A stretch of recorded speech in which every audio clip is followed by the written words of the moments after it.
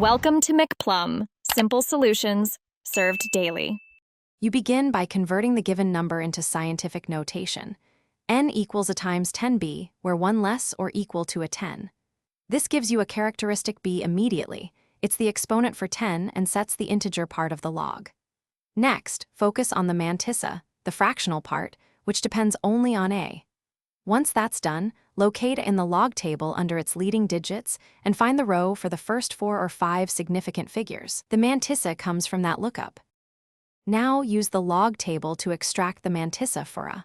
Find the row matching the first few significant digits and the column for the next digit. Read the mantissa value. If your number has extra digits beyond the table precision, interpolate using the column differences to refine the mantissa.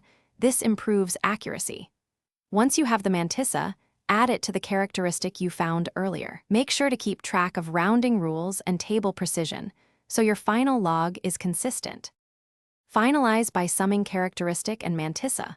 Log 10n equals characteristic plus mantissa. If n1, the characteristic is negative and you must handle the sign properly. Round the mantissa to the table's precision, typically 3 to 5 digits, and present the combined value. If the result looks off, recheck your scientific notation, ensure you use the correct row/column, and redo interpolation if needed.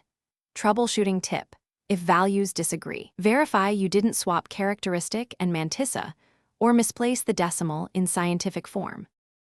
Thanks for watching. Stay juicy and subscribe.